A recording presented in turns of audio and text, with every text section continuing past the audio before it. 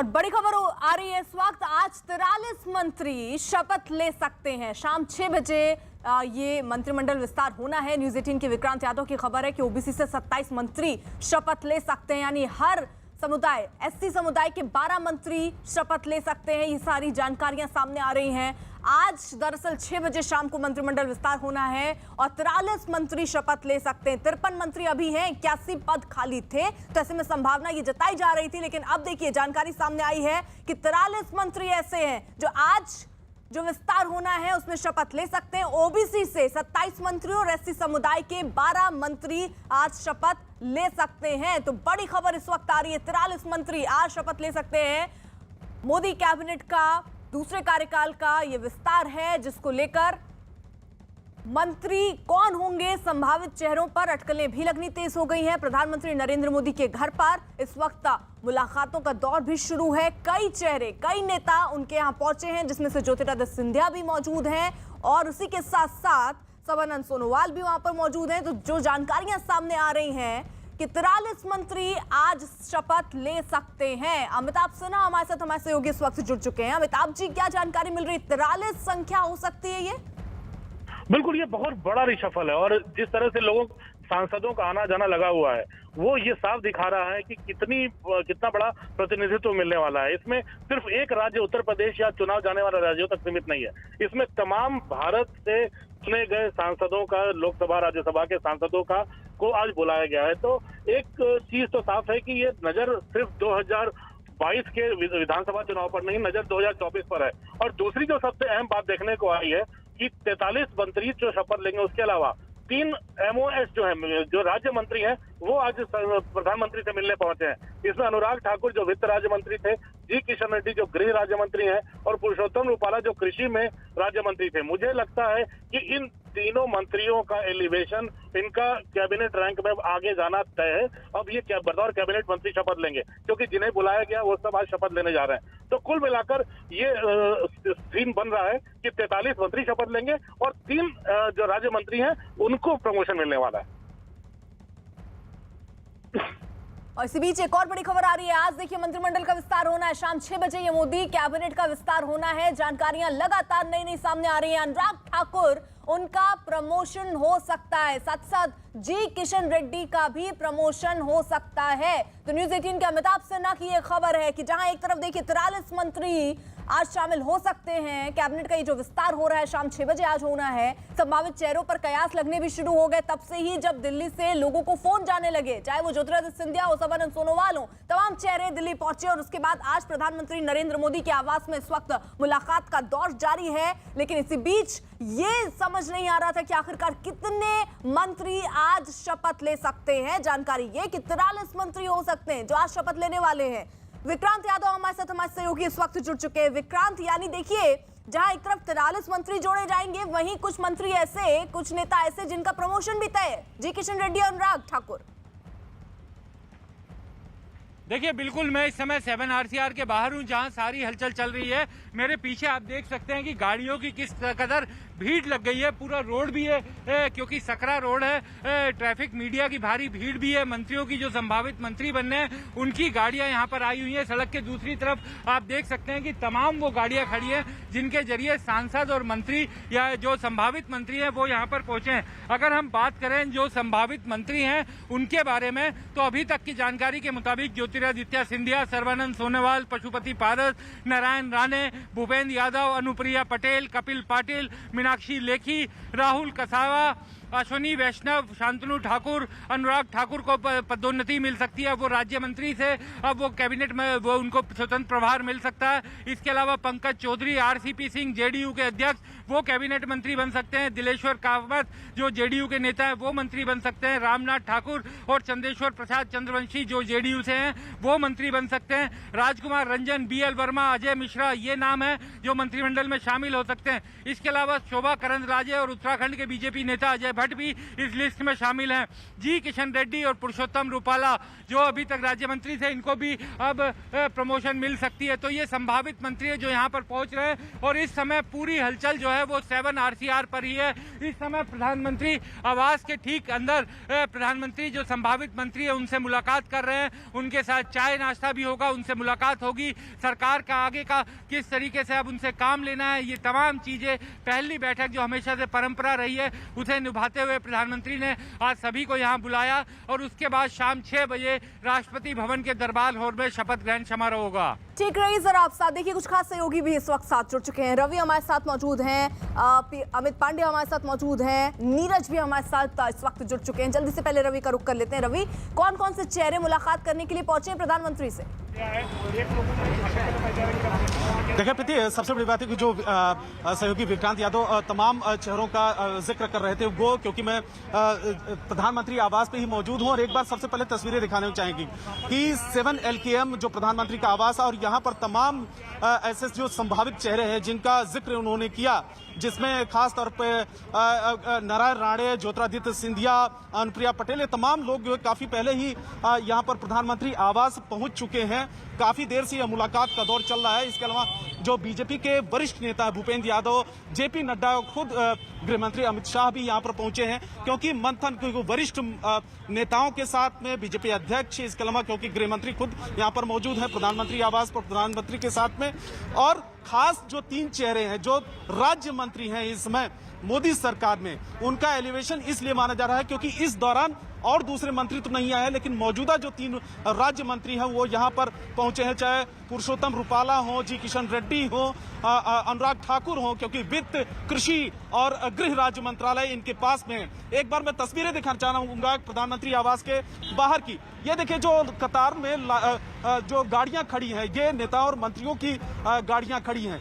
ये क्योंकि 7 LKM है, प्रधानमंत्री का आवास है, जहां पर तमाम वो नेता मंत्री पहुंचे हैं। कुछ नेताओं की जो गाड़ियां हैं वो रोड पर खड़ी हुई हैं और कुछ नेताओं की, जो बड़े नेताओं की गाड़ियां हैं वो अंदर खड़ी हैं। तो फिलहाल अभी इंतजार है कि धीरे धीरे वो नेता बाहर आए, क्योंकि सुबह से कई नेताओं और मंत्रियों जो संभावित चेहरे हैं उनसे बात करने की कोशिश जरूर हम लोगों ने कोशिश की, लेकिन अमित देखिए, अगर थावरचंद गहलोत को हटा दें, उनके राज्यपाल बनने के बाद अब 52 मंत्री बचे हैं, अधिकतम कोटा 81 है, खाली स्थान तो बचे 29, लेकिन जानकारी तो ये आ रही कि 43 मंत्री जो हैं वो शपथ ले सकते हैं। यानी बहुत लोग ऐसे होंगे जिनकी जिम्मेदारियां या तो हल्की होंगी या तो खत्म होंगी।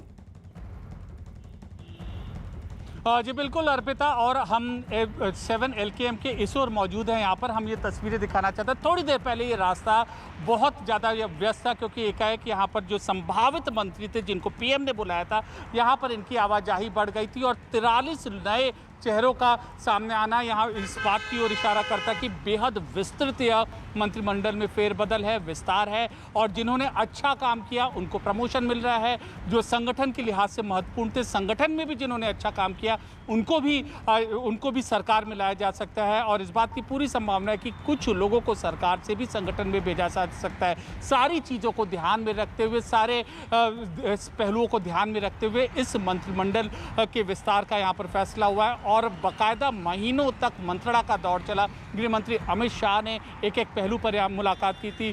कुछ दिनों पहले अनुप्रिया पटेल से मुलाकात की थी जो NDA की सहयोगी दल है। इसके अलावा अन्य महत्वपूर्ण नेताओं से भी मुलाकात की थी। तो pan India, pan social approach के साथ ये मंत्रिमंडल का गठन हुआ है और जिन्होंने अच्छा काम किया है उनको इनाम मिला है और जिनको संगठन की जरूरत है उनको संगठन भी भेजा जाएगा। जी ठीक। और नीरज देखिए, ज्योतिरादित्य सिंधिया भी पहुंचे। सबसे ज्यादा संभावित चेहरे में ये कुछ ही नाम थे जिनके ज्यादा कयास लगाए जा रहे थे, ये इनको तो कुछ ना कुछ इनाम के तौर पर मिलेगा ही। ज्योतिरादित्य सिंधिया भी पहुंच गए हैं वहां पर। आखिरकार सरकार में जो फेरबदल है ये किस तरफ संकेत दे रहे हैं? क्या वो मंत्री जो कुछ काम नहीं कर रहे थे उनको भी इस बहाने से हटाया जाए, या जिन पर बहुत ज्यादा प्रभार उन्होंने संभाल रखे थे, एक एक मंत्री जो है उनके पास, कई लोगों के पास 4-4 मंत्रालय थे, उनको भी क्या हल्का करना था उनका भार? देखिए, किन मंत्रियों को हटाया गया है ये तो तब आपको पता चलेगा जब राष्ट्रपति भवन की तरफ से वो सूची आएगी जिसमें इस बात का बंटवारा होगा कि किस मंत्री को कौन सा मंत्रालय और प्रभार दिया जाएगा। लेकिन जो दर्शक इस वक्त जुड़े हैं अर्पिता, उनके लिए बताना चाहेंगे कि कौन कौन लोग अब तक पहुंचे। देखिए, एक संभावित जो नंबर आ रहा है वो है 40 के आसपास की 40 के आसपास मंत्री जो है आज शपथ ले सकते हैं। लेकिन जो लोग अब तक पहुंचे हैं और वो लोग मंत्री पद की शपथ लेंगे आज शाम 6 बजे, उनमें नाम है ज्योतिरादित्य सिंधिया, पहला नाम, जो कांग्रेस से भारतीय जनता पार्टी में पिछले साल शामिल हुए हैं। सर्बानंद सोनोवाल का नाम है। अनुराग ठाकुर जो कि वित्त राज्य मंत्री हैं, उनका प्रमोशन होगा, ये तय है। भूपेंद्र यादव बीजेपी के रणनीतिकार हैं और कई राज्यों में अपनी महत्वपूर्ण भूमिका निभा सकते हैं, ओबीसी का एक महत्वपूर्ण चेहरा होंगे। मीनाक्षी लेखी, अनुप्रिया पटेल, अजय भट्ट, शोभा करंदलाजे, प्रीतम मुंडे, शांतनु ठाकुर, सुनीता दुग्गल जो कि सिरसा से सांसद हैं, नारायण राणे महाराष्ट्र से हैं, कपिल पाटिल हैं, पशुपति पारस है जो कि हाल में एलजेपी में बगावत करके अपने आप को एलजेपी बता रहे हैं और अपने आप को संसदीय दल का नेता घोषित करवाया है। आरसीपी सिंह जेडीयू के अध्यक्ष वो हैं जो अब तक पहुंचे हैं। जी किशन रेड्डी वो हैं, पुरुषोत्तम रूपाला, अश्विनी वैष्णव, ये 17-18 नाम हैं जो अब तक पहुंच चुके हैं। लेकिन एक और जानकारी तमाम लोगों को दे दे जो इस वक्त हमसे जुड़े और बिल्कुल नई जानकारी है, वो ये कि राष्ट्रपति भवन की तरफ से कुछ ब्लैंक कार्ड भी प्रधानमंत्री कार्यालय भेजा गया है ताकि कुछ जो नए चेहरे हों, जो प्रधानमंत्री कार्यालय चाहता है कि गोपनीयता बरती जाए, या फिर कुछ वैसे चेहरे हों जिनको लोग जो सरकार में तो नहीं हो, जो नेतृत्व में नहीं हो, क्योंकि प्रधानमंत्री कुछ ऐसे चेहरों को भी जगह दे सकते हैं जो जिनका राजनीति से कोई वास्ता नहीं, जैसे टेक्नोक्रेट हो या दूसरे क्षेत्र के लोग हो। प्रधानमंत्री ने ऐसा तब किया था, आपको याद होगा, जब पिछली बार 2019 के लोकसभा चुनाव के बाद एस जयशंकर को विदेश मंत्री बनाया था, सुषमा स्वराज को ड्रॉप किया गया था 2014 से 19 तक जो विदेश मंत्री थी, और एस जयशंकर को बनाया गया था। तो देखना होगा कि इस विस्तार में क्या इस तरह के भी कुछ नाम आते हैं कि नहीं। लेकिन जो महत्वपूर्ण जानकारी ये है कि अब तक लगभग 17 से 20 लोग पहुंच चुके हैं प्रधानमंत्री आवास में, और ये संख्या ये बताया जा रहा है कि 40 के आसपास नंबर हो सकता है जो मंत्री पद की शपथ लेंगे। मास्टर स्ट्रोक होगा अर्पिता, इसको ड्रीम टीम तो कही जाएगी, लेकिन प्रधानमंत्री का मास्टर स्ट्रोक माना जाएगा, क्योंकि अगर आप 40 अब ये संभावनाएं तो तेज हैं कि कौन कौन से वो चेहरे हो सकते हैं, क्योंकि प्रधानमंत्री नरेंद्र मोदी से मुलाकात का सिलसिला मोदी से ये जारी है। लेकिन इसी बीच प्रमोशन की भी बात हो गई, अब किसे हटाया जाएगा, कोई इस पर जानकारी मिल रही है क्या? क्या मंत्री देबोश्री चौधरी, इनका नाम भी सामने आ रहा है, वो उनको पद छोड़ना पड़ेगा क्या? देखिए, जो मंत्रियों के नाम छोड़ने पड़ेंगे वो बात साफ है, क्योंकि अब ये बिल्कुल क्लियर हो चुका है कि 43 मंत्री बनेंगे। तो 43 मंत्री, क्योंकि 81 से ज्यादा मंत्री बन नहीं सकते, और इस समय की हलचल ये बता रही है कि जो संभावित मंत्री हैं वो अंदर 7 LKM में पहुंच चुके हैं प्रधानमंत्री आवास में। तो अब ये उम्मीद ये कयास लगाया जा सकता है कि बड़ी संख्या में ड्रॉप भी किए जाएंगे, क्योंकि प्रधानमंत्री ने पिछले दिनों अपने तमाम मंत्रियों के कामकाज की समीक्षा की थी, और उस समीक्षा का मुख्य कारण यही बताया जा रहा था कि एक तरह से रिपोर्ट कार्ड देखी जा रही है कि किस मंत्री और किस मंत्री के कामकाज, मंत्रालय का कामकाज संतोषजनक रहा है, और उसके एक बड़ा आकलन किया गया और उसके आधार पर मंत्रियों को हटाया भी जाएगा। क्योंकि 81 कुल मंत्री आप रख सकते हैं अपने कैबिनेट में, तो प्रधानमंत्री आज 43 नए रख रहे हैं, 53 पहले से हैं, क्योंकि थावरचंद गहलोत चले गए हैं। तो मुझे ऐसा लगता है कि जो नंबर जिनका मंत्री अभी आज वर्तमान में जो मंत्री हैं उनकी एक बड़ी संख्या होगी जो आज शाम के बाद मंत्री परिषद से बाहर हो जाएंगे। आज 11 बजे यहीं पर 7 LKM में कैबिनेट की बैठक भी होनी थी, हालांकि इसी शपथ ग्रहण समारोह के कारण कैबिनेट की बैठक मुलतवी की गई और कैबिनेट की बैठक आज नहीं हुई। तो ये जरूर होगा कि कैबिनेट की अगली जो तस्वीर बनेगी नए मंत्रिमंडल विस्तार के बाद, तो उस नए तस्वीर में कई नाम गायब मिलेंगे, क्योंकि 2 कारणों से होता है। एक तो आपकी परफॉर्मेंस, और दूसरा कई बार सरकार को संगठन में जरूरत होती है, राजनीतिक दल को अपने लोगों की। तो संगठन से सरकार में जाना और सरकार से संगठन में जाना, ये परिपाटी हमेशा रही है। भूपेंद्र यादव पार्टी के वरिष्ठ नेता हैं, महासचिव हैं, और अभी तक कई राज्यों में वो प्रभारी भी रहे हैं। अब वो कैबिनेट मंत्री बनते हुए दिखाई दे रहे हैं। ठीक है रवि, क्योंकि ये कहा जा रहा था कि इस बार बहुत सारे महिला चेहरे हैं जिनको शामिल किया जा सकता है, कई नाम, रीता बहुगुणा जोशी, मीनाक्षी लेखी, ये नाम तो सामने आ रहे हैं। अभी तक जो प्रधानमंत्री नरेंद्र मोदी से मुलाकात हो रही है, कितनी महिलाएं अंदर है? देखिए, क्योंकि अनुप्रिया पटेल तो खुद अंदर है, इसके अलावा ये भी बताया जा रहा है कि खुद मीनाक्षी लेखी भी यहाँ पर आई हैं। सिरसा से जो विधायक हैं, सांसद हैं, सुनीता दुग्गल, उनका भी नाम आया है। लेकिन जो अभी बातचीत हुई है उनके दफ्तर में, उनका कहना है कि अभी वो फिलहाल अपने घर पर हैं, लेकिन उनका भी नाम इसमें शामिल है कि उनको भी बनाया जा सकता है, क्योंकि वहां से वो खुद सांसद हैं। फिलहाल एक बार मैं यहाँ तस्वीरें दिखा रहा हूँ क्योंकि प्रधानमंत्री आवास पर जो हलचल है लगातार एक घंटे पहले तक की जो तस्वीरें थी वो लगातार यहाँ पर नेताओं के आने का जो सिलसिला था वो चल रहा था लगातार। लेकिन पिछले आधे एक घंटे से कोई भी नेता यहाँ पर अंदर नहीं गया है, क्योंकि जिन लोगों को बुलाया गया था जो इस लिस्ट में शामिल है उनमें से ज्यादातर तो अंदर पहुंच गए हैं, लेकिन कुछ लोग हो सकता है कि किसी कारणवश नहीं आ पाए हैं, लेकिन उनका भी नाम इंक्लूड किया गया है। एक बार फिर तस्वीरें दिखाना चाहूंगा कि प्रधानमंत्री आवास के बाहर कि किस तरीके से गाड़ियों का तांता लगा हुआ है इन नेताओं, और संभावित कुछ ऐसे मंत्री हैं जिनकी गाड़ियों का यहाँ पर तांता लगा हुआ है। और फिलहाल जो मंथन है वो अंदर काफी देर से चल रही है। मोदी सरकार की